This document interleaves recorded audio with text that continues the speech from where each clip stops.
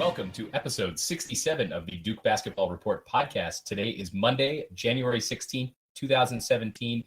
Happy Martin Luther King Day, although I'm not sure that we're going to get this episode up while the holiday's still going on, although it will have maybe just ended.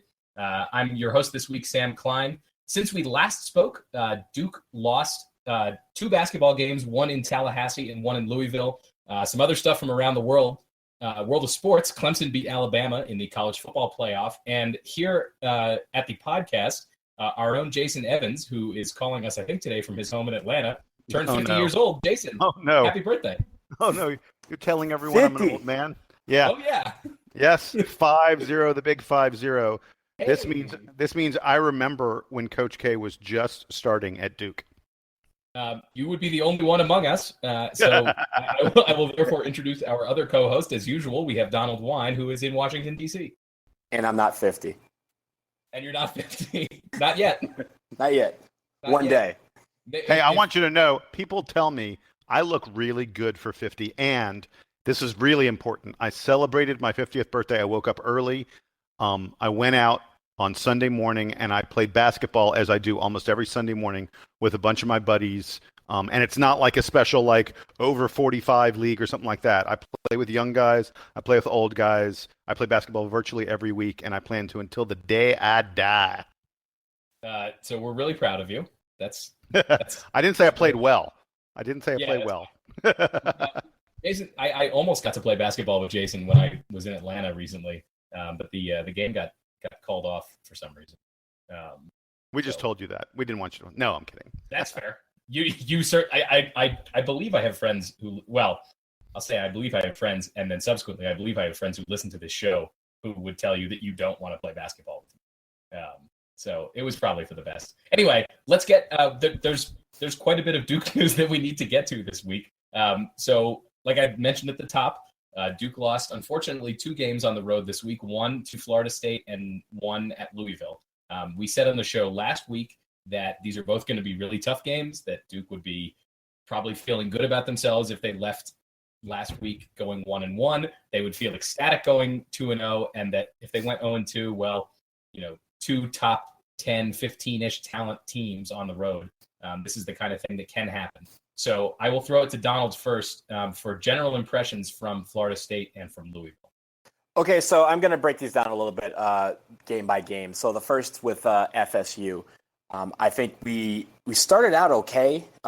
We weren't like firing on all cylinders, but we weren't also playing terribly. And I think in the end, we eventually just got outplayed by a really good Florida State team. They were fired up to play. They just destroyed us in the paint. They outscored us 56-28 on second chance points, 19-7. Our bench was outscored 21-4, and they had 22 points off of turnovers. The second half, it seemed like it all fell apart. We really fought hard in that first half. I believe it was 34-30 or something like that at the end at halftime, and then it all came apart. They shot 58% in the second half. We shot 37%. The last thing, turnovers. 16 turnovers against FSU. We had a couple guys that scored well, Jason Tatum and Luke Kennard, but other contributions, especially from our bench, were lacking in that game. So that's where I'll leave it with Florida State. With Louisville, I thought, again, we played tough. I thought we played a lot tougher than we did against Florida State. We shot fairly well. We defended fairly well. We got as many rebounds as them. We shot a similar percentage from the floor with Louisville. Grayson Allen had 23 points and was hounded the whole game. Luke Kennard had 17 points. Jason Tatum. There are 2 things that I think were the difference in that game. The first one, which was probably the shocking one, Enes Mahmoud for Louisville just went off in the first half for 13 points. He only averages 6.5 a game. And more importantly, I think the second thing that was a real stinker is we had 18 turnovers. That's 18 shots that we didn't get. I think if we had attempted 18 shots with our 47% shooting that we did for the entire game, we would have won that ball game. If Mahmoud doesn't get his 13 points, we win that ball game. I feel like we got into Louisville's game with about 10 minutes left. They wanted to drag it out, make it really physical. And with about 10 minutes left in the second half, they just hit a gear and expanded the lead to about 10 points. And we never really came back from that. Again, our bench didn't perform. The only points from our bench was a Frank Jackson three-pointer. Javin DeLaurier, Chase Jeter, Marquis Bolden got 29 minutes and did not attempt a shot. So I think the final thing also, our assist to turnover ratio is very alarming. We only had eight assists against Louisville, 10 against Florida State. And that means we're not moving the ball around, and we just can't overcome the high number of turnovers that we had in both games. Did you feel like, Donald, that if you had flipped the script on these games and said Duke was at home for 2 games this week against top 15-ish opponents, they played FSU, they won 88-72, they played Louisville, they won 78-69. Do you feel like these would be sort of your standard Duke the last 15, 20 years at home in Cameron against conference opponents where, yeah, the opponent might be good, but Duke, with the home court advantage, you might be able to hang with them for a half, but then in the second half, they're going to go on that run, and then it's just going to kind of be over. Do you feel like that was sort of the way that both of these games went? I think they did in reverse. I think right. in both instances in the second half. I mean, the first half, like I said, we played really tough. You're going into halftime. I think we're down in both games, but we're not down much. And it's only like 4 or 5 points, right? And it was easy to envision at halftime of both games how Duke could turn it on. I mean, especially against Louisville, where, as you point out, Mahmoud was just having the game of his life. Mm-hmm. And if he cools off, which he did in the second half, you can imagine Duke easily figuring out how to score against Louisville and make a couple of stops because their offense isn't nearly as good as their defense is, and managing to win that game.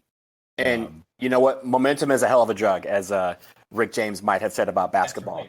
Right. And that's what happened. Like, again, just like you said, in Cameron, we get a couple points here, we get a couple stops. It becomes that patented Duke run that no one ever catches up to. They did that against us in both instances. Florida State had a nice little run, and they just went on a tear for about 15 minutes, where it seemed like everything, whenever we had a chance to creep back into the game, they would hit a three-pointer, they'd get a stop, they'd hit another three or a dunk, and that momentum was lost. Against Louisville, I feel like there's a little bit of clawing back and forth. But when they got that 10-point lead, it's not like it was a comfortable 10-point lead. We kept chipping away at it one by one, but again, we'd get down to maybe 6-5, 4-point deficit. And Harry Giles would miss 2 free throws. They come back, they hit a three-pointer when they're not really supposed to be hitting three-pointers. They don't hit a lot of them. And that's that. Like, you all of a sudden you're back down 8, back down 10, and that's the morale killer. So I just think that was a tale of two halves. Jason, jump in here. What did you want to add? I don't know if you guys just noticed, but I think I just saw just a second ago, we got beat for another dunk on a poor recovery from a screen and roll. I just saw it happen again because I've been seeing it friggin' in my sleep nonstop. Both of these games, I thought our freshman and sophomore, because Chase Jeter, I'm going to include you in this as well, our young big men just had so much trouble on defense, and we got killed inside in both of these games. Time for Stat Boy Jason to give you some stats. Against Florida State, they had 14 offensive rebounds and we had 20 defensive rebounds. They had 14, we had 20. So when the ball went up, they had about a 41% chance of getting the rebound if they missed it. On the other hand, when we took a shot, we had 10 offensive rebounds. They had 24 defensive rebounds, which means that we had about a 29% chance of getting our misses. I'm not sure if you followed all those numbers. The simple math was against Florida State, when they shot the ball, if they missed it, they had a really good chance of getting the rebound, and we didn't have as much of a chance of getting the rebound. And that's to say nothing of the times they contested our shots at the rim and caused us to miss, or the times that they drove to the rim and were able to score almost at will. And it was the same story against Louisville. I mean, you guys talked about Mahmoud, but Mahmoud was doing it because he would go out, he would screen for his man, and Giles or Jeter would hedge on the screen, and then when they had to recover, they couldn't recover in time, and Mahmoud had a dunk fest. It was our screen defense was terrible. Go ahead. I'll portion of the Louisville game where Duke was like, "All right, well, we're not playing man well. Let's switch to zone," and then Louisville proceeded to hit like 3 or 4 3-pointers. Yeah, in that which they wouldn't have continued doing. I wish we would have stuck with the zone a little bit longer because we were really our young big men are just lost on defense. I mentioned Giles, I mentioned Jeter, Bolden and Tatum are no better at this. Watching them play zone was also kind of tough because you could tell they haven't practiced it nearly as much as they probably did last year. I noticed in particular Jason Tatum he was playing on one of the deep wing positions, and there were times when he was like all the way up in front of the 3-point line, like at the top of the key, playing that defensive position, which like he shouldn't be there ever if he's playing that spot. So I'm not sure that they were really ready to do that. And maybe, maybe with the time off this week, they'll work on that and they want to play more zone. I don't know why they would. The bench is certainly deep, although against Florida State, Kennard played all 40, Tatum played 38, Matt Jones played 36 minutes. So, even in years when we talk about the bench being long and Duke not knowing what to do with all these guys, obviously Jefferson's out, but the bench is still short. And wait. I mean, K-Ville, who we know from his brief coaching stint last year with the one game, is not shy about putting guys out in the game. Against Louisville, Marquis Bolden didn't even play in the first half.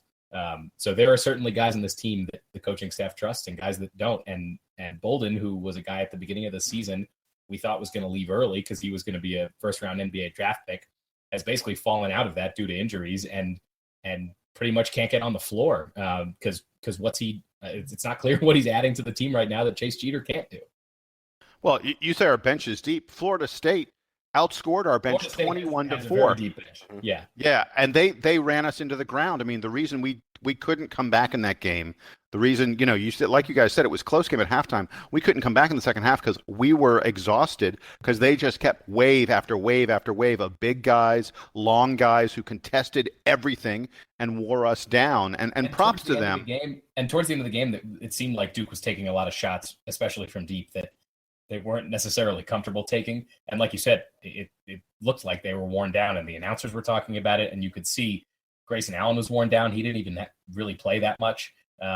Jones certainly was at the end. So yeah, it's a good point. And all that depth that we talked about at the beginning of the season hasn't really manifested itself. Now, it's not necessarily fair to criticize given all the injuries. But you got to look at that and think, wow, what a departure from where the preseason expectations were. Didn't want to go ahead. So let me get a couple other things in really quickly.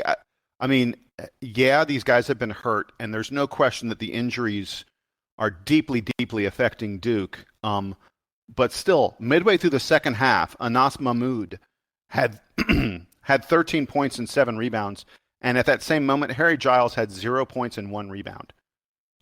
Harry Giles supposedly is going to become one of the top big men in the NBA draft. The NBA is salivating over the prospect of getting this guy, and I mean, we were hearing, he was going to be a top 5 pick, then a top 10 pick, and he's still probably top 10 or top 15. But Anas Mahmoud destroyed Harry Giles. I know he's hurt. I know he didn't play for almost 2 years, but ESPN's John Gassaway, who's one of the guys who writes and talks about college basketball for ESPN, not one of the more famous ones, but one of the ones who I actually think is a little bit smart. John Gassaway had this to say in a tweet midway through the Louisville game. He said, "Amile Jefferson is a very good player, but compared to Duke's current front court alternatives, he's Bill Walton in 1973. Now, we talked about how old I am and how young you guys are. Bill Walton in 1973 had one of the best college basketball seasons ever. Bill Walton was amazing. Yeah, he was amazing. I was going to say, I know enough about Bill Walton as a player to know that at whatever age he's at now, he's allowed to be a basketball commentator and talk the way that he talks on national TV, and no one seems to care. So he must have been amazing as a player.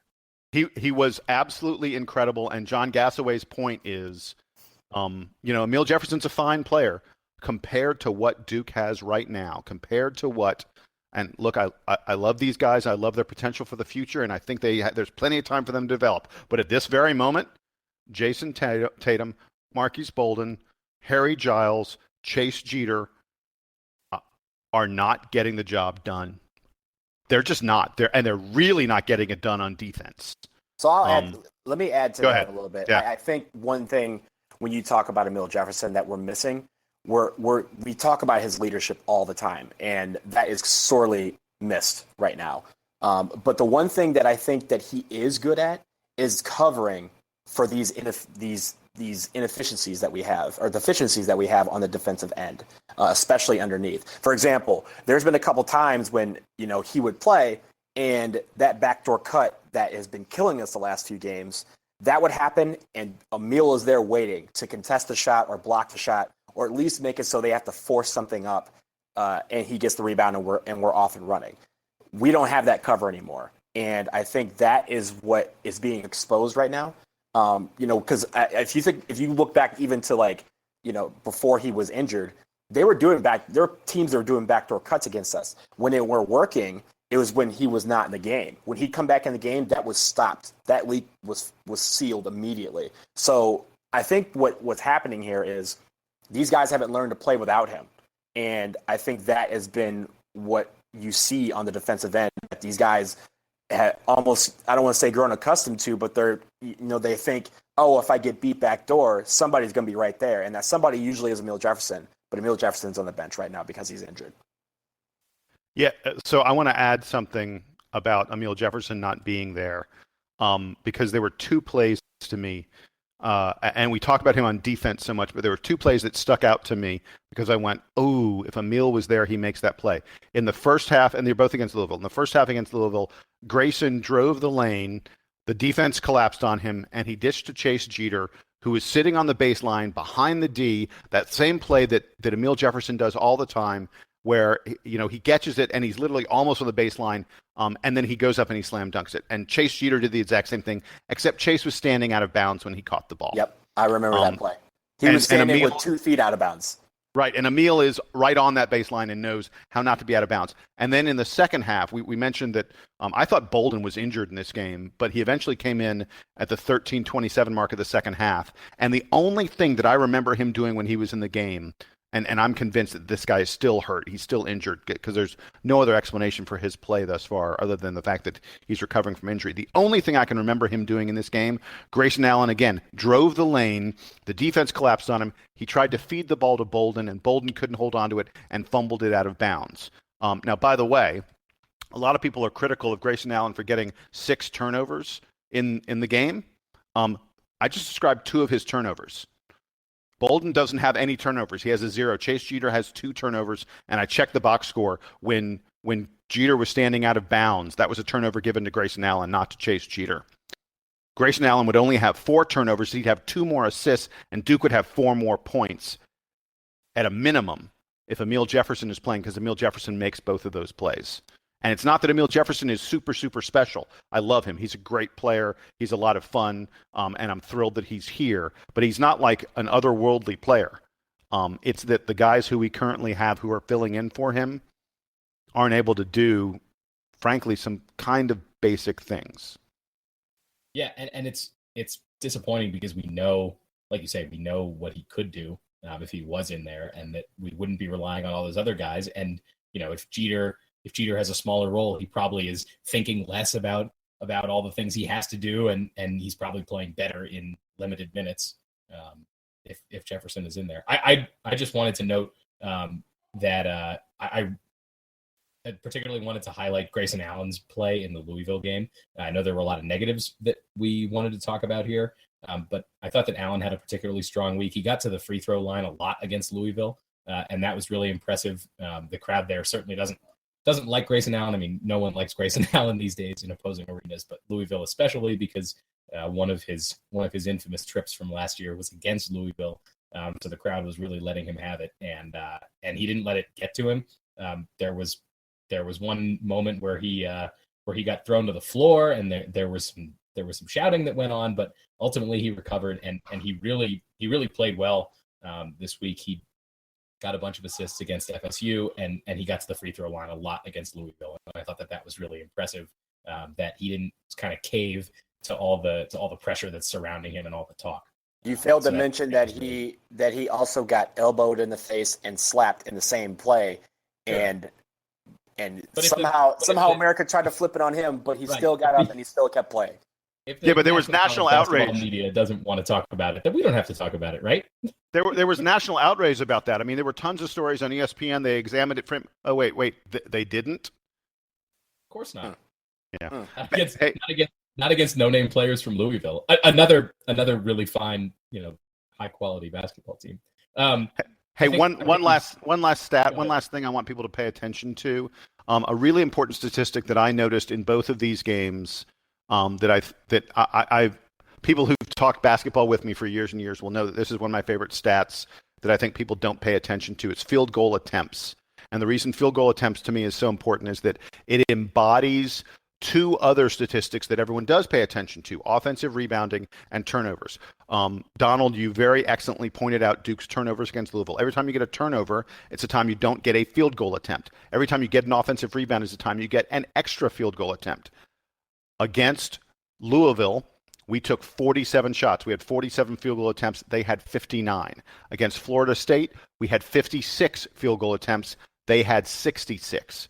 Both games, 10, 12, were being out field goal attempted by double digits. And again, against Louisville, if that difference is even close, Duke probably wins that game. Yeah. It's a really important stat that, again, I don't think people pay that much attention to. I'm not saying it's the end-all, be-all of all statistics, but it's one that I'm going to be watching for this team because, like I say, I think it embodies some of the places where we're having troubles right now, turnovers and especially offensive rebounds for the other team.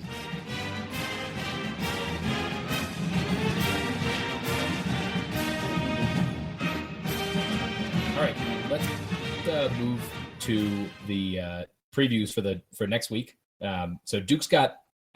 We'll go over the games that are coming up, and I'm also going to talk quickly about the schedule of shows here, because as you'll note, we're recording today's show on Monday. Usually, I think we do them on Sundays, but for the next few weeks, Duke has Thursday, Monday games. So today we're doing the show on Monday. For the following 2 weeks, we're going to be recording after the Monday games.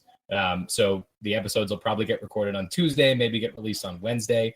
So don't be expecting new episodes early in the week. That being said, coming up this weekend, the first of those Thursday, Monday sets, of the Saturday, Monday sets. I don't know why I said Thursday, Monday. Saturday, Duke is home against Miami. Finally, they're back at home. It's ESPN College Game Day is going to be there. And Duke takes on Jim Laranjega's team. And then the following Monday, Duke's playing NC State also at home. So hopefully it's an opportunity here for Duke to get a couple of conference wins under their belt. I'll start with Donald because he's going to be previewing Miami, because I think, Donald, you're going to be there. Is that right? I will be down there. I'm going down. I'm leaving DC for the weekend on Thursday and making a weekend out of it with one of my best friends. And we're going to go down and experience all that campus in Durham has to offer, and then go to this game as well. So let's talk about Miami. Miami, 12-4, 2-2 in the ACC. And KenPom has them ranked very high. He has them in 31st right now. But what they don't have is their non-conference schedule. They didn't play a lot of quality opponents, and the ones they did play, they've lost. Their 4 losses are against Iowa State, Florida, Notre Dame, and Syracuse. Recently, their last game, they did win against Pitt, which was Coach Jim Laranjega's 600th victory as a coach. So they are back on track. They're kind of in the middle of the ACC, and this is kind of a down team considering what the previous teams the last few years have seen in Miami, but this is still a very good team. As a team, they're shooting around 47% from the floor, but what they do love to do is get into the paint and score points at the rim. They're led by Jaquan Newton, who's a 6'2 guard. He's supposed to be their point guard, but he concentrates more on scoring than distributing the ball. He averages 15 points a game and 4 assists, but this is not a pass-happy type of offense. He likes to penetrate, go to the hole, and occasionally will dish the ball off underneath to one of some of their tall trees there. Bruce Brown, Ibuka Izundu, Kamari Murphy, or Diwan Huel. These guys are finishing at an alarming rate. They're getting a lot of dunks, a lot of layups. That is how they score. They do have a couple guys who can shoot from 3. Devon Reed, who's their 6'6 senior guard, takes the majority of their threes. And as a whole, they shoot pretty well. They're about 37% as a team. He also is one of their leading scorers. So if you see the dribble penetration, you're going to see Newton or Brown kick out to Devon Reed or Dejan Vasiljevic. I keep mispronouncing that name, even though I watch him on TV all the time. He leaves. Do it one more time. Do it one more time. Dejan Vasiljevic. That's awesome. Keep going. Sorry. All right. He leads the team shooting 40% from three. So those two guys are your 3-point specialists. Jaquan Newton, Bruce Brown, Izundu, Murphy, Huell. These are the guys that are going to be finishing at the rim. They play very long and very physical on defense, and they don't quit on a play. So when guys take the ball to the hole, they have to do it strong. Against Notre Dame, who I think they played very well against, they ended up losing that game. But they had 12 blocks against Notre Dame, and these weren't blocks that they were standing up toe-to-toe to them. They were also getting blocks from behind. They would get beat off of play into the paint, and they would recover very well. They will expose any weakness at the rim. So the guys underneath, Chase Jeter, Harry Giles, Jason Tatum, Marquis Bolden, these guys have to take care of the basketball, and they have to be strong when they go up. And Amile Jefferson, if he is ready to go, he's very strong, and I think he's going to have to set the tone underneath. Yeah, and it sounds like Jefferson was day-to-day this week, but yes, that he's hopefully going to be healthy by the time Saturday rolls around. I know Coach K-Ville said that if they had practiced today, Monday, he would not have practiced, but they're taking it day by day, as you said, and there's hope that he'll be ready to go on Saturday. So I just want to give the keys of the game. Keys of the game, first one, defense. The games that they lost, they've averaged around 37% shooting. They're normally a 47% shooting team. Our guards need to be tough on the ball defenders, and they need to stop dribble penetration because that leads to a lot of their points. Meanwhile, down low, does that give you a little pause, knowing what happened against Florida State and Louisville this week? Yes, it's very reminiscent of Florida State and how they play. Our big men also need to play tall down low and stop their men from finishing at the rim, which leads to my next key, rebounding. They are a good rebounding team, and even when they miss shots, they get a lot of second opportunities. Sound familiar? Sounds like the last week of basketball. We need to be active, and we need to put bodies on guys when the shot goes up so that we can transition to our offense. The final thing, and this is the most important thing about how Miami plays, we need to play smart and not be forced into bad shots. That's what Miami wants, and they like to use their athleticism to make up for any talent deficiencies. We get them off of their game by making them play dumb. They have times where they turn the ball over a lot, they make bad decisions with the basketball, they make bad shots. And I think that is the key. If we can get them off of their game and get them to force them into bad decisions with the basketball, that's going to be our key. Getting points off turnovers, getting that momentum. It's a primetime affair, as you said, Sam. It's college game day. The crazies are going to be riled up. They're going to want to get this team back on track. But Miami's going to never let up, and we need to make sure that we don't let up at any point in this game because Miami can expose us. But if we play our game, if we have the momentum of Cameron, and if we make our shots and play smart with the basketball, we should be able to beat Miami. Yeah, I think that Duke's probably got a good shot here against Miami to get the win. Obviously, the team should be feeling a little more motivated after the tough week that they had. They're 2-3 in conference, and the ACC, as we have pointed out numerous times on the show, has a lot of talent, top to bottom. Notre Dame's in first place. They're the only undefeated team in the conference left, and they weren't even one of the 3 or 4 teams we were talking about at the beginning of the season as being one of those top squads, and they're at the top. And meanwhile, the other top teams, Louisville, North Carolina, Virginia, certainly, they've all looked good in their own ways. So Duke probably is feeling a sense of urgency and hopefully is able to get back on track against Miami. Jason, did you want to add something about Miami, or do you want to move on to the NC State Wolfpack? I can move on to NC State if you'd like. Donald obviously knows Miami really, really well and very thoroughly. So let me tackle the Wolfpack. This was supposed to be, a lot of people thought this was going to be a season that NC State really rose up and came close to the top of the ACC. There are a lot of people who thought they had the elements to be a very, very powerful team in the conference. And that's because they have this point guard, Dennis Smith, who is one of the top recruits in the country. He's incredibly explosive. He's incredibly quick. He's a phenomenal athlete. He's going to be probably one of the 3 to 5 first picks in the lottery in the NBA draft. The NBA is absolutely salivating over him. And the expectation was that with Dennis Smith running the show, that NC State was going to be really, really, really good this year. And they started off the ACC slate. One of their second game in the conference, they played Virginia Tech, and they beat them 104-78. This was right after Virginia Tech had just beaten Duke. And NC State absolutely crushed them. And it looked like State was ready to really surge and really make their place in the conference. And things have not gone well since then. Just this past weekend, they suffered their third ACC loss in a row. They lost to Georgia Tech by 10 points. They are down to number 74 in Ken Palm. Number 74. They're not even on the bubble at this point. Their defense is terrible. Pomeroy says that they are number 161 in the nation in defensive efficiency. That is really, really bad. And they are terrible on the road. I'm going to give you an interesting little stat. You're going to like this, guys. So I looked at how these teams do against the spread. Do they meet expectations? NC State is 7-10 against the spread this year. They are 0-4 against the spread on the road. And they will be playing on the road when they play Duke. And not even close to the spread in any of those games, because if you want to read out, they've lost on the road at Illinois by 14 points. They have lost to Miami by 18 points. They lost to North Carolina by a subtraction that I can't do. They lost at Boston College. And pause for a moment and remember, they lost at Boston College. It was bad. Right, and all those games, they lost all those games by double digits. And the North Carolina game, we talked about this last week, they lost by 51 points. And 51, remember, they were so thankful that Georgia Tech lost to Duke by 53. Otherwise, NC State would have been the topic of conversation. But NC State was supposed to be much better than Georgia Tech. They have been abysmally bad on defense. And that is the problem for them. They don't play well together. They seem utterly disinterested on D. They give up uncontested shots if you want to take them. It's just bad. It's really bad. And I think that their expectation was that they can outscore these teams. Because, like I said, Dennis Smith is a remarkable point guard. He averages more than 19 points a game for them. He averages more than 6 assists a game, more than 4 rebounds per game.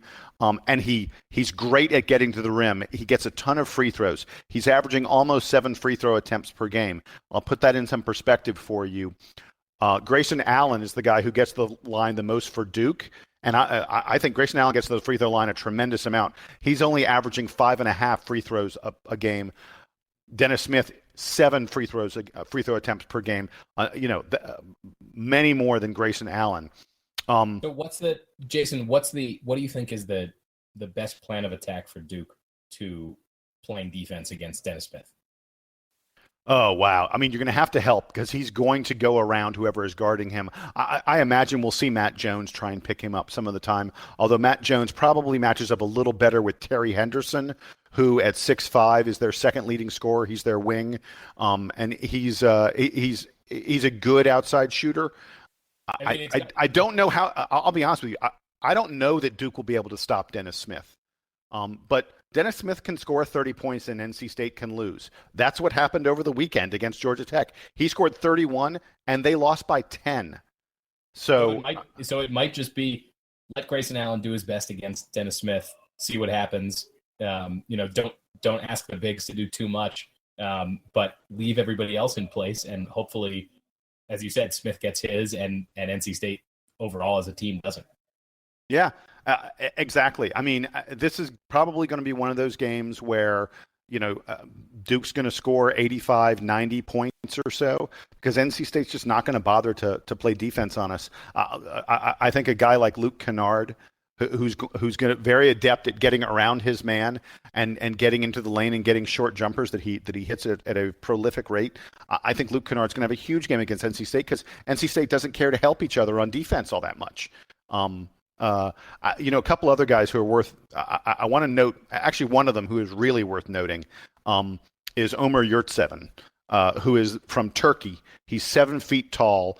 He wasn't eligible the beginning of the year. He's just become eligible in the past 8 or 10 games, something like that. And Yurtseven is a really interesting prospect for NC State.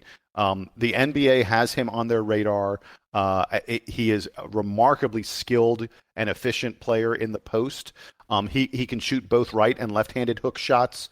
He has really nice footwork. He has good hands. He isn't strong yet, and he needs to put weight on his 7-foot frame, but the NBA is really watching this guy, and at some point, NC State expects him to break out. I hope it won't be against Duke.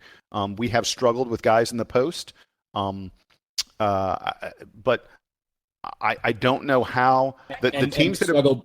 We've struggled in a limited sample size against guys from the Middle East as well. Right, that's true. Right, I don't know if that means anything, but it is a fact. I don't think it does. The teams that have given Duke trouble this year, in all 3 of the recent games that we lost, it was teams that were really athletic and long and played intense defense against us. I think there's absolutely no question that we faced teams that were committed to stopping us on D. And that's not what we're going to get against NC State. I don't know. Maybe State finally gets it together. Maybe they figure it out. I kind of doubt it. I don't think that's too likely because Mark Gottfried is not known to be a coach who really adjusts his team during the year and gets them playing a lot better at one point than they were earlier. They tend to be fairly even keel throughout the whole season. And I think that this State team is just going to give up a lot of points all year this year, and they're just going to try and outscore people. And they're not efficient enough. They're not quite good enough from the outside, from three-point land to be able to do that. They've got a lot of guys who hit like 35, 38% of their three-pointers, but they don't have many. Only Torin Dorn is the only guy who hits more than 40% of his three-pointers. He's actually hitting 48%, but last year he only hit 34% of them, so I think he's going to come back to the mean. He's not going to maintain this 48% pace from long range. State shoots a lot of threes and makes a not great percentage of them. And they don't bother to stop anyone on the other end of the floor. And I think this will be a wonderful test of Grayson Allen's ability to create for other players on the Duke team, because I think that we're going to see a lot of passing lanes be available against NC State. And State just doesn't play well on the road, like we said earlier. I'll be very surprised. This would be a bad game for Duke to lose. All the games we've lost so far are understandable. It would not be understandable if we lost NC State at Cameron.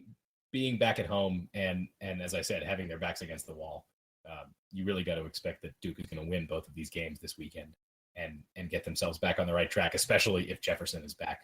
But backs against the wall. I mean, NC State, they're playing. They've got Pittsburgh and Wake Forest this week at home. Pitt is the really tough one there, but it's very, very possible. I think that it's not shabby. No. I think State probably splits those 2 games, so they're probably going to be 2-5 in the ACC coming in that game against Duke. And it's worth noting that the easy part of NC State's ACC schedule has already happened. They've already played Boston College. They've already played Georgia Tech. They're playing Wake Forest. Starting with the Duke game, it gets a lot tougher for them. And there's a not unrealistic scenario where NC State is in the bottom 2 in the ACC, if they don't right the ship very, very quickly.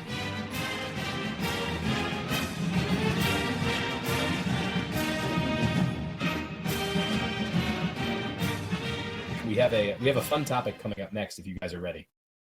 I'm ready. Let's do it. All right. So Jason pointed out to me and to Donald earlier this week that a story out of Duke that apparently tenting this year was extremely popular, and so the line monitors had to institute some kind of test for people to get tent priority or something. Jason, why don't you tell us about it? And then it sounds like we're going to be playing the Duke trivia game here with you. Yeah, and it ain't easy. So a friend of mine who has a son who is at Duke. There are different levels of tenting. So for people who don't know, who aren't on campus, there's black and white tenting. The black tenting starts at the very beginning of ACC play and goes all the way through the UNC game, through the end of the regular season. they limit, and it's very intense. These are the guys who have to be out there. They have to make a lot more tent checks. They have to be out there all the time. It requires some major commitment. And they only have 70 spots. They only allow 70 black tents. They also have white tenting, and I think that's sort of unlimited, and that's not nearly as rigorous. It's for kids who actually want to go to class. But the black tents come first. And this year there were 160 groups, 160 different groups of people signed up to be a black tent. 160 signups, 70 spots available. They had to figure out a way to weed them out. And the way they came up with was they had a test of your Duke knowledge. And by the way, how Duke is it that they did this with a test? I mean, we're so obsessed with the learning on Duke's campus that the guys even had to learn about Duke basketball. And it's worth noting that my friends said that kids were cramming and studying really hard for their black tenting exams, so that they would pass and they'd be one of the 70 spots. Midterms at the beginning of the semester anyway. So what else are you working on? There you go. So guys. It's a long test. I'm not going to give you every single question on it because it would take an hour or more. And I think on a lot of the questions, you guys would go, I have no idea. So I'll just give you a sampling of some of them, and we'll see how you do.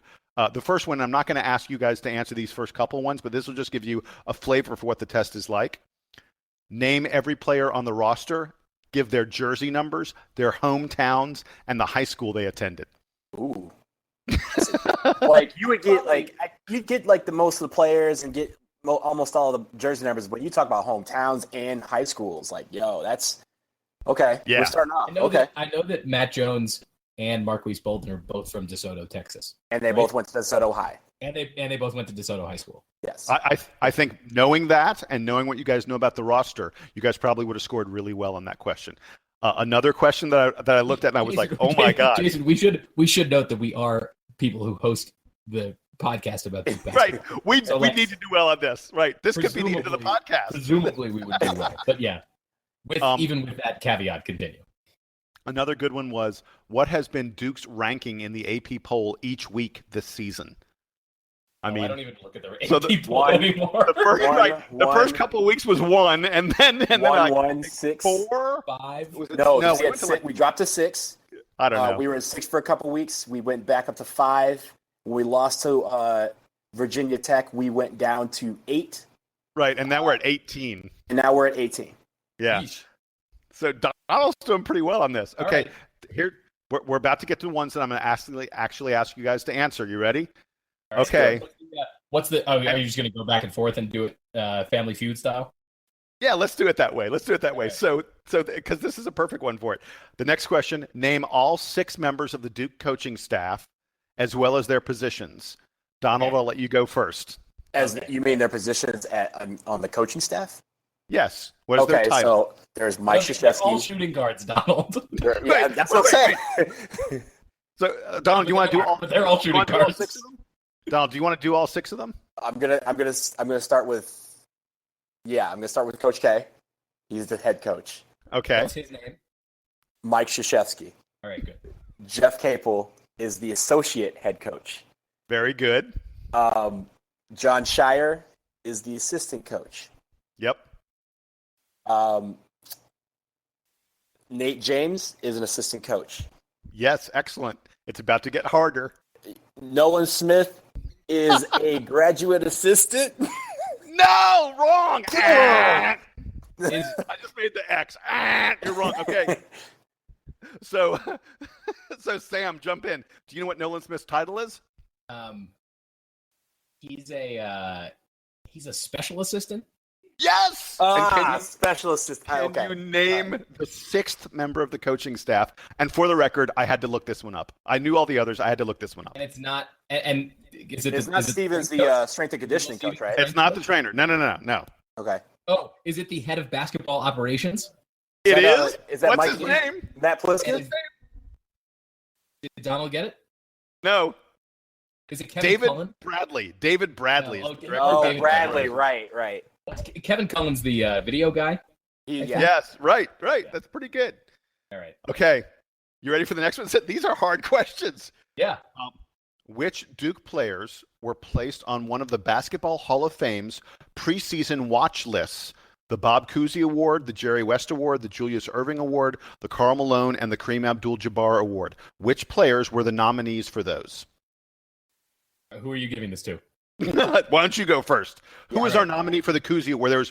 There's one for each, believe it or not. Who is our nominee for the Cousy Award? Grayson Allen. Wrong.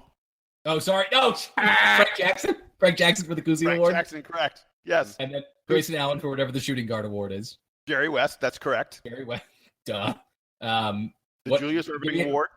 The Julius Jason Tatum. Correct. The Karl Malone Award. Marquis Bolden. Wrong. He's a nominee for the Kareem Abdul-Jabbar Award. Oh, Harry Giles. Wrong. Amile Jefferson. Amile Jefferson was our nominee for the Karl Malone Award. I'm not even giving Donald the shot here. I got it right now. So now we get to some questions that actually involve things that happened during the season. I expect you guys to do better on these. You're doing pretty well, but I expect you to do better on these, okay? Ready? I feel like at this point right now, if the test ended right now, I feel like at least Sam and I would be one of the black tests. I think you probably would. Hopefully.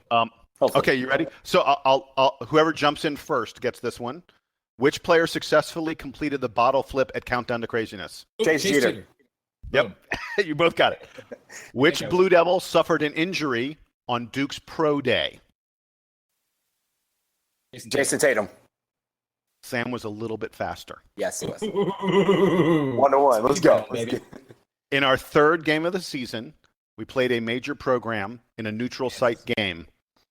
Where did the game take place? Which team did we play? And who hit the game-winning shot? Frank Mason, Kansas, Madison Square Garden. Yeah. I couldn't remember which major arena it was in. Yeah, Donald had MSG. Yeah. Ready? This is a really good one. Which players have played in every game this season? Matt Jones and Luke Kennard. You are correct. Yes. That's it. I was thinking about Luke Kennard, but not Matt Jones. Yeah. What was Jason Tatum's first game? Tennessee. No. Florida. State? No. Maine. That's what I'm thinking. What was Marquis Bolden's first game? He hasn't played it yet. Oh, burn. Sorry. Ooh, that hurts. That's a negative point. It was also Maine. Where's Harry Giles' first game? Tennessee State. That's correct. On November 23rd, what top recruit declared he would be coming to Duke by tweeting an announcement video? Wendell Carter. And what website helped him produce it? Bleacher Report. And what was the theme of the video? James Bond. You guys are good. If nothing else, we can nerd out over this, right? You got to be top 15. Yeah, right. Okay, another tough one. This is also about recruiting. List the players currently committed to Duke, their hometowns. Wendell Carter, Atlanta, Georgia. Actually, he's from Fairburn, Georgia, but I would accept Atlanta. And Alex O'Connell, who is from Virginia somewhere. He's also from Atlanta, Georgia, from the suburb of Milton. Oh. And he plays for Milton High School. I know this because I'm in Atlanta. And there's one more. Gary Trent Jr. from Apple Valley, Minnesota. He's actually from Burnsville, Minnesota. Burnsville. And bonus point, if you know, where does Gary Trent Jr. play his high school ball? I do not know. For Prolific Prep out of Napa, California. That sounds like a real school. And the last question on the test, what is the last question? What should be the last question on every single test of Duke knowledge? How do you spell Coach K's last name? K-R-Z-Y-Z-E-W-S-K-I. And how old is he? 69, almost 70 on February 13th. Very impressive. I think you guys, so that was just a sampling. There were a lot more questions. I don't know who's still listening at this point to us just prattling on and doing trivia questions on the podcast. It's kind of worthless maybe, but I don't know what the hell. But if anyone's still listening, it's really interesting. It's really fun. And I think you guys qualified for a black tent. Congratulations. You get to spend every day for the next 2 months freezing your butts off. Well, because I never black tented in college or blue tented. So this is a good opportunity for me. So the funny thing that I think very few people who listen to the podcast know is that 2 out of 3 hosts of this podcast were headline monitors at one point in their career. Yeah. And one of the other hosts of this podcast hated the headline monitors. So screw you guys. We were really nice. I don't know if I am not on the plaque of all the headline monitors. Yes, you are. You were on the kiosk. I double checked last time I was there. Yes, you were the. That's second, awesome. I believe you were the second or first name on there. I mean, I don't want to brag. I should be the first name on there because there wasn't really a line until my 86. freshman year. Yep. Yeah, my freshman year is when the line first started, and it wasn't that we didn't call it headline monitor. It was merely that I got out there, with a couple buddies of mine. We were first in line to the game, and I had a piece of paper. And when people would come, whoever came next, they would go, "Oh, tell that guy, tell Jason," and I'd write your name down. And that's what we did. It was literally a piece of paper in my tent, and whenever someone came up, they'd have to write. I'd write their name down. That was how the line originally came into being. On Saturday, I'll double check when I go to Cameron because the kiosk will be up, and I will snap a picture for you. If I'm pretty sure, because when they did that whole project a couple years ago, we basically, if you guys recall, did a search. We did basically like a group chat on DBR where we just figured out all the headline monitors from 80, 88, 89, all the way to that point. It really started in 88 was the first designation of a headline monitor. Right. Yeah. And I think your name was included on there. So I will take a picture for you. Mine's on there as well. It's probably one of the greatest achievements of my life because when I sent it to my mom, I don't think she stopped smiling for a couple years. Well, all right, listen, nerds, I'm cutting you off. Let us wax. No, we're done. I don't like the live monitors.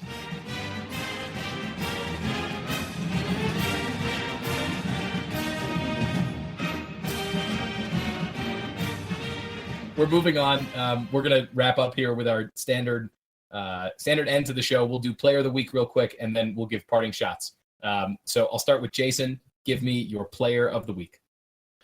So I'm going with Grayson Allen. I picked him last week. I think that it was not easy to go on the road, given what's been going on, the controversy that's been surrounding him. I thought he played both games without letting the crowd affect him, and I thought he played really well in both the games. He didn't play great against Florida State. I thought he was really, really good against Louisville. Came reasonably close to willing us to a win in that game. He was far and away our best player, I thought, against Louisville. So I'm picking Grayson Allen, who I think will need to continue to really step it up and be a leader. Even though he's no longer officially a captain, he will need to continue to be a leader for Duke moving forward. And he's my choice for player of the week. Donald? My player of the week is Luke Kennard. When we've had scoring or we need scoring, he's done it. And even what I thought was a pretty quiet game against Louisville, he only had 1 3-pointer. He still ended up with 17 points. He had 23 against FSU, and he's been through almost half the season, the most consistent scorer we've had so far. That showed again last week, and that's why he is my player of the week. And by the way, he played 79 out of 80 minutes. I mean, yes. Yeah. He's a rock. I sort of previewed my player of the week earlier when I gave Grayson Allen his shout out at the end of our recaps. So I'm going to break the tie and give the podcast total vote to Grayson Allen this week for all the same reasons that Jason highlighted. Just with all the stupidity that's been circling around him the last couple of weeks, he's really kept it together, and especially against Louisville, looked like he was not just not letting the crowd get to him, but maybe channeling it into positive outcomes for himself. He was getting to the line. He was making good passes. He was making good shots. So, and hopefully he's just going to keep getting better from here. And hopefully that, he's obviously been through some stupid stuff earlier this season. Maybe that's motivating him to be on the right trajectory and to keep getting better and to play like the player that we all expected him to be at the beginning of the season. Sam, I think it's worth pointing out that last week at this time, you and I both said, if Duke goes 2-0 this week, player of the week will be Harry Giles. Duke went 0-2. Harry Giles in both games averaged 6 points and 3 rebounds. he was not player of the week. And that could be, I mean, Harry Giles could be emblematic of all the issues right now, right? I mean, the defense not letting guys get to the paint at will. Giles, the lack of defensive rebound. I noted in the Louisville recap how Giles missed a couple of free throws there towards the end that could have kept the game. I'm not going to say that they would have turned the game, but they would have kept the game competitive longer if he had been able to make a few more of those free throws. So and we'll see how he improves this week, because he's certainly a guy that we expect a lot more out of. Lots of seasons still to come. Lots of seasons still to come. Plenty of time for Harry Giles to be player of the week.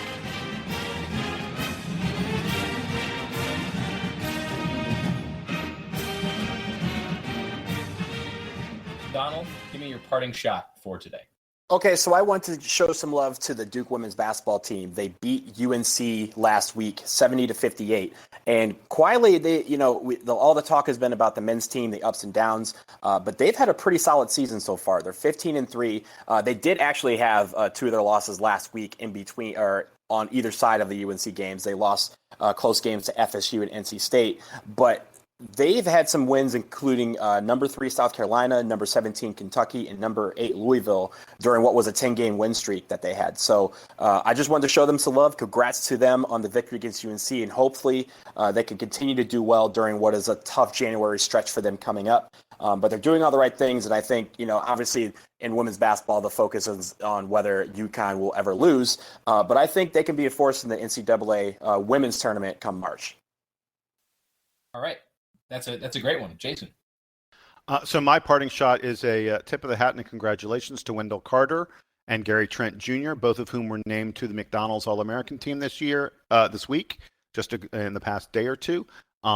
There are a number of players on the McDonald's All-American team who are still undecided that Duke is recruiting, and Duke very, very much hopes to get Mohamed Bamba, Trevon Duval, and Kevin Knox. Are all undecided, and a lot of people think Duke is, if not the leader for their services, certainly way, way, way, way up there. But everyone thinks Kevin Knox is going to come to Duke. Most people are thinking that Duval is going to come to Duke as well. Bamba, people are less sure of. They say it may depend on who from Duke turns pro and who doesn't. But regardless, congrats to Wendell Carter and Gary Trent Jr. for making the McDonald's All-American team. And one of the most ridiculous, absurd, crazy, stupid stats I've ever seen in my life is that Duke has now had at least one McDonald's All-American for 33 straight years. That's just silly. That's ridiculous. That's just crazy. When you think about how many really, really good programs, I'd be willing to bet you that Notre Dame doesn't have a single McDonald's All-American on their team. I think it's pretty likely. You think about how many really, really good programs desperately struggle and try to even get one McDonald's All-American every couple years. And Duke has had one for 33 straight years. And we probably, most years, like this year, we have 2. We're probably going to end up with at least 3 or 4 this year. Most years, Duke has 3 or 4. It's just crazy. Yeah, I agree, Cameron. Run. Cameron thinks it's crazy too. Cameron approves of the Burger Boys. My parting shot this week is just for everybody to calm down. I know that Duke is 2-3 for the first time in conference in like some very long time. I don't remember exactly what the stat was, but I heard it somewhere. But I just wanted to remind everybody, 2 years ago, first year we were doing this podcast, we had only been doing this for I think about a month and a half. And on this date in 2015, Duke had lost 2 straight games in conference. They had gotten blown out by Miami, and the team looked like, Okafor had started the season so well, and then all of a sudden maybe he was hurt, his production was slipping. Justice Winslow, who had played so great at the beginning of the season, he was not playing well. So lots of things were going wrong for Duke, and then all of a sudden they turned the ship around. They went on a great Final Four run. We all remember Grayson Allen in the Final Four game and in the championship game, leading the team to their 5th national championship. So, guys, things go wrong in January. There's lots of time left. We haven't really seen this team all together, all healthy, all playing well. So the ceiling is still out there. As good as we played against Georgia Tech, as good as we played against some of the ranked teams early in the season, we have not seen this team at the height of their potential. We might not see them until the end of this month, until sometime in February, even maybe until sometime early in March, depending on when Jefferson gets healthy and if Giles and Bolden still have healing that they need to do. So my parting shot is just a reminder to everybody to relax. There's lots of season left, and there's lots of really great basketball to watch, both at Duke and around the country. So I think with that, we're going to wrap up. For Donald Wine, for Jason Evans, I'm Sam Klein. This was Duke Basketball Report Podcast, episode 67. Duke Band, take us home.